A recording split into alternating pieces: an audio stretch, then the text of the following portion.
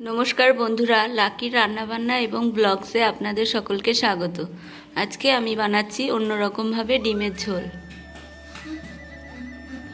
অন্যরকমভাবে ডিমের ঝোল করার জন্য আমি এখানে 3টে ডিম নিয়েছি আর নিয়েছি টমেটো কুচি, পেঁয়াজ কুচি, আদা রসুন বাটা আর ধনেপাতা কুচি।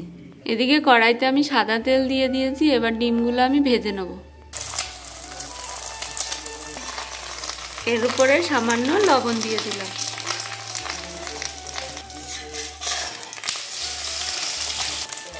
ডিমটা ভাজা হয়ে গেছে, এবার এটা তুলে নেব।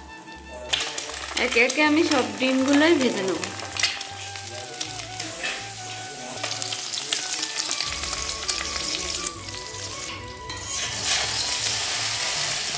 ডিমটা ভাজা হয়ে গেছে, এবারে তুলে নিই। ওই কড়াইতে আমি আরো কিছুর পরিমাণ তেল দিয়ে দিয়েছি। তেল গরম হয়ে গেছে, এবারে আমি এর মধ্যে একে একে পেঁয়াজ কুচি,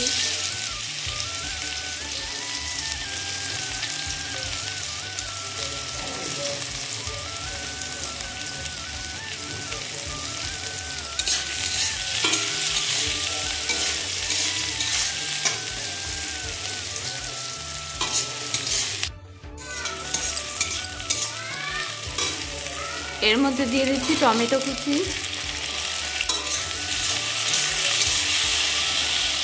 এখন দিচ্ছি স্বাদ মতো লবণ, হলুদ গুঁড়ো,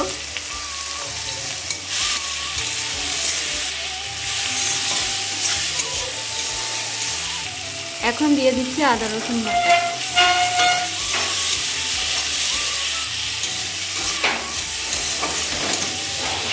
আর এখন দিচ্ছি লঙ্কার গুঁড়ো।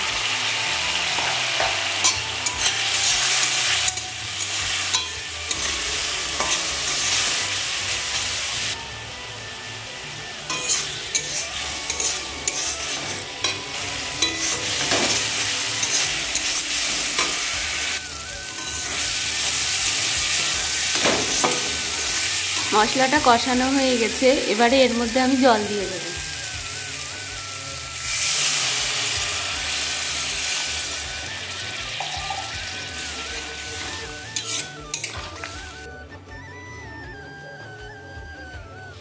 এখন এই ডিমের ঝোলের মধ্যে আমি দিচ্ছি জিরে গুঁড়ো,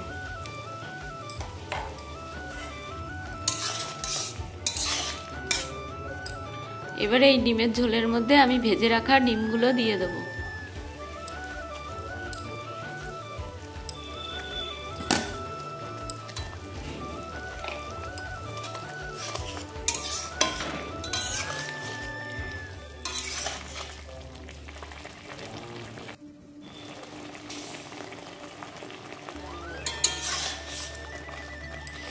ডিমের ঝোলটা প্রায় হয়ে এসছে, এবারে এর মধ্যে আমি গরম মশলার গুঁড়ো দিয়ে দেবো।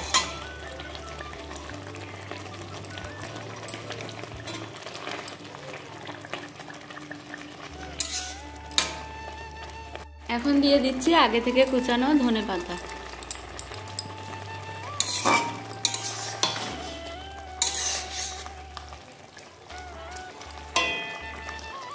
ডিমের ঝোলটা হয়ে গেছে, এখন এটা আমি নামিয়ে নেব।